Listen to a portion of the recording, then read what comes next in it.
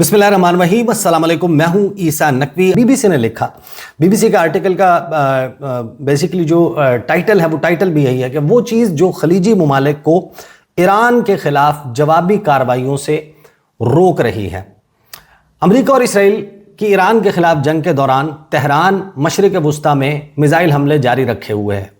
गुज़श्ता हफ्ते इसराइल के ईरान के जनूबी पारिस गैस फील्ड पर हमले के बाद तेहरान ने कतर के रास लफान एनर्जी कम्प्लेक्स को निशाना बनाया। ताहम अब कतर और दीगर खलीजी रियासतों ने बार बार निशाना बनाए जाने के बावजूद ईरान के खिलाफ जवाबी कार्रवाइयां नहीं की। आखिर खलीजी रियासतें जवाबी कार्रवाइयों से क्यों गुरेज कर रही हैं और क्या चीज़ उन्हें ईरान के खिलाफ कार्रवाई पर मजबूर कर सकती है? इसकी आगे वो हेडिंग लिखते हैं कि जवाबी हमलों का फ़ायदे से ज़्यादा नुकसान होगा। जब 28 फरवरी को अमेरिका और इसराइल ने मुश्तरका तौर पर ईरान पर हमला किया तो तेहरान ने फौरी तौर पर न सिर्फ इसराइल के खिलाफ जवाबी कार्रवाइयां शुरू कर दी बल्कि खित्ते में मौजूद अमेरिका के इत्तेहादी खलीजी रियासतों पर भी हमले किए। अब तक ईरान की जानिब से बहरीन, कुवैत, सऊदी अरब, कतर, अमान और ख़ास तौर पर मुत्तहिदा अरब अमारात को निशाना बनाया गया है। खलीजी हुक्काम का कहना है कि ईरान ने खित्ते में मौजूद अमरीकी फौजी अड्डों पर हमला करने के साथ साथ खलीजी रियासतों में शहरी इंफ्रास्ट्रक्चर को भी निशाना बनाया, जिसमें हवाई अड्डे, होटल, रिहायशी इलाके और ख़ास तौर पर तवानाई की तनसीबात शामिल हैं। इस सब के बावजूद खलीजी ममालिक ने अब तक ईरान के खिलाफ जवाबी कार्रवाई नहीं की है और इस जंग में बराह रास्त शामिल नहीं हुए हैं। अमरीकी think tank centre for international policy के एक सीनियर नॉन रेजिडेंट फेलो सीना तूसी कहते हैं कि उनके नुक्ता नज़र से ये उनकी जंग नहीं है, यानी खलीजी ममालिक की जंग नहीं है, और जवाबी कार्रवाइयों के लिए कार्रवाइयाँ उनके बड़े अहदाफ में तब्दील होने का ख़तरा है, क्योंकि उन्हें डर है कि इन इक़दामात से जो वो हासिल करेंगे उससे कहीं ज़्यादा खो सकते हैं। यानी ईरान फिर ज़्यादा शिद्दत से और भरपूर हमले इन ममालिक पर कर सकता है और इनको बड़ी तबाही से जो है वो दो चार कर सकता है। तूसी कहते हैं कि खलीजी रियासतों के इस फैसले की बुनियादी वजूहात में इन ममालिक की कमज़ोरी, स्ट्रेटजिक हिसाब किताब और उससे हासिल होने वाला महदूद फ़ायदा है। तूसी के मुताबिक खलीजी रियासतों की मईशतों का इन्हसार तवानाई के बुनियादी ढांचे, जहाज़ रानी और सरमायाकारों के एतमाद पर है। ईरान ने साबित किया है कि वो इन सब में खलल डाल सकता है। उनका कहना है कि यहाँ ये बात काबिल ज़िक्र है कि ईरान आलमी मईशत के लिए अहम आबी गुजरगाहों खलीज फ़ारिस और आबनाए हुर्मुज़ को अपने फ़ायदे के लिए इस्तेमाल कर रहा है। ताहम ट्रेंड्स रिसर्च एंड एडवाइजरी के सीनियर मैनेजिंग डायरेक्टर बिलाल साब का कहना है कि अगर खलीजी ममालिक ईरान पर हमला नहीं करते तो वो बुनियादी तौर पर तेहरान को ये सिग्नल दे रहे हैं कि वो नताइज की फिक्र किए बगैर ईरान इनको निशाना बना सकता है।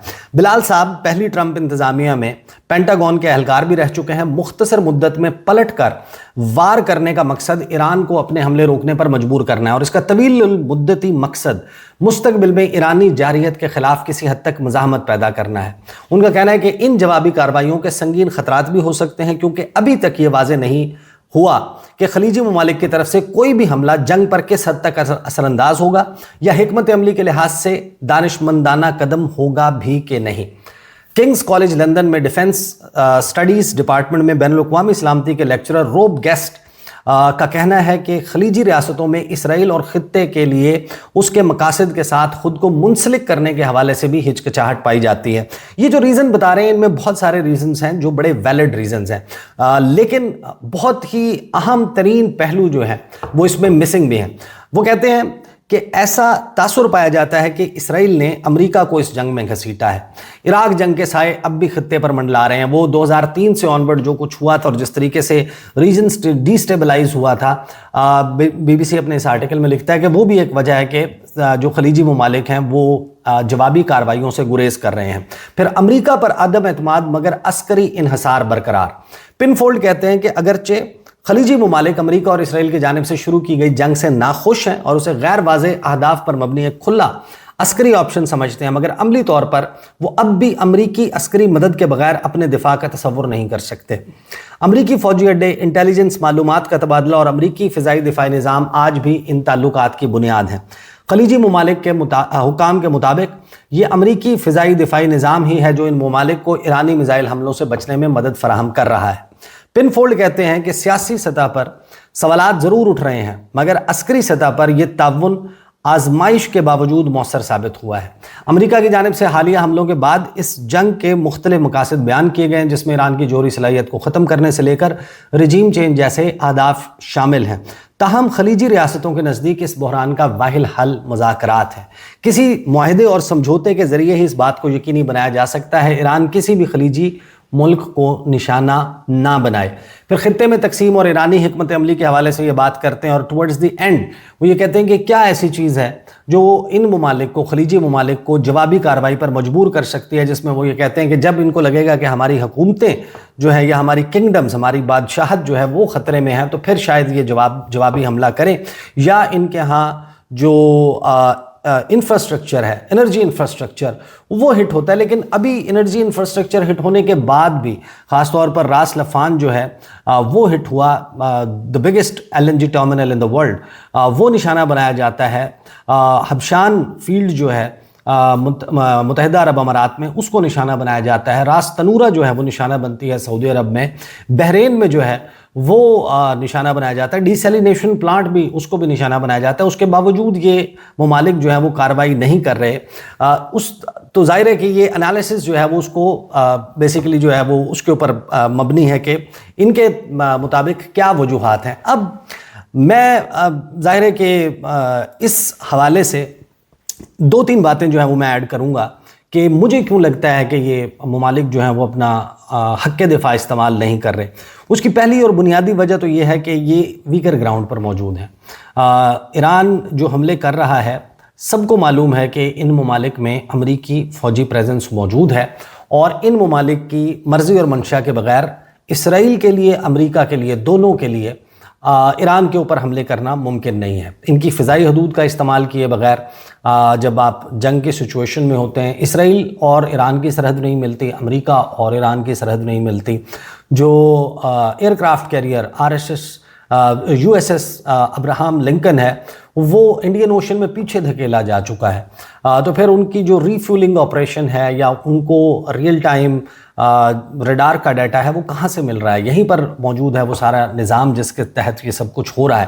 تو ظاہر ہے کہ وہ ایک ویکر گراؤنڈ پر موجود ہے۔ لیکن اس کے باوجود اس میں دو تین بڑی اہم جو ہے وہ پہلو ہیں کہ جب آپ اس ساری کانفلکٹ میں ان ممالک کو سمجھنے کی کوشش کرتے ہیں، تو آپ کو لگتا ہے کہ جیسے these countries are not real, یعنی بڑی بڑی آئل کمپنیاں ہیں، اور ان آئل کمپنیوں کے جھنڈے ہیں، اور ان کے نام ہیں ایک ملک کے طور پر، ان کے علاقے جو ہیں وہ مختص ہوئے ہیں۔ یعنی جب آپ ان کی پاپولیشن کو دیکھتے ہیں، نو اوفینس، میں کسی ملک کے خلاف بات نہیں کر رہا، لیکن ممالک کی جو کمپوزیشن ہے اس میں ہر قسم کے لوگ موجود ہوتے ہیں۔ اس میں ڈاکٹرز ہوتے ہیں، انجینئرز ہوتے ہیں، شاعر ہوتے ہیں، نکمے لوگ ہوتے ہیں، پڑھے لکھے لوگ ہوتے ہیں، مزدور ہوتے ہیں، پلمبر ہوتے ہیں، الیکٹریشین ہوتے ہیں، سائنسدان ہوتے ہیں، فوجی ہوتے ہیں، خلاباز ہوتے ہیں، سائنسدان ہوتے ہیں، دنیا کے مختلف شعبوں میں کام کرنے والے لوگ موجود ہوتے ہیں۔ ہر قسم کا جو ہے وہ کلاس جو ہے وہ پائی جاتی ہے۔ غریب سے غریب تر لوگ موجود ہوتے ہیں، امیر سے امیر تر لوگ موجود ہوتے ہیں، انتہائی ایماندار لوگ موجود ہوتے ہیں،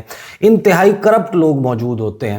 تو وہ مل کر جو ہے وہ ایک ملک بناتے ہیں۔ لیکن ابھی جب آپ ان ممالک کو اسٹڈی کرتے ہیں تو آپ کو پتہ چلتا ہے کہ ان کے بہت زیادہ انحصار دیگر ممالک پہ۔ اپنی دفاع کا معاملہ دیکھ لیں کہ ان کا نیٹ سیکیورٹی پرووائڈر امریکہ ہے، اور ان کے جوابی حملے نہ کرنے کی بنیادی وجہ جو مجھے سمجھ آتی ہے وہ یہ ہے کہ یہ تو ظاہر ہے کہ اگر if it comes to that کہ جہاں پر آپ کے زندگی اور موت کا مسئلہ بن جائے تو پھر آپ ضرور جوابی حملہ کریں گے، آپ جوابی کارروائی کریں گے۔ لیکن اس کانفلکٹ میں خاص طور پر یہاں یہ جو ممالک ہیں، ان کے ہاں جو انویسٹمنٹ ہے وہ چلتی ہے جسے کہتے ہیں کانفیڈنس پہ۔ یہ کانفیڈنس نہیں کھونا چاہتے کہ انویسٹر کانفیڈنس جو ہے وہ کھو دیں۔ دوسرا، ان کو امریکہ کے اوپر اعتماد نہیں ہے کہ امریکہ ان کو ٹیکنالوجی بیچ سکتا ہے، ان کے ساتھ انٹیلیجنس شیئرنگ کر سکتا ہے ایران کے خلاف، ان کو جنگی ساز و سامان فراہم کر سکتا ہے۔ لیکن ان کے لیے اپنا مفاد ختم ہونے کے بعد، کل کو اگر مفاد امریکہ کا ختم ہو جاتا ہے ایران کے خلاف لڑنے میں، تو یہ اپنے فوجی مروائیں گے نہیں۔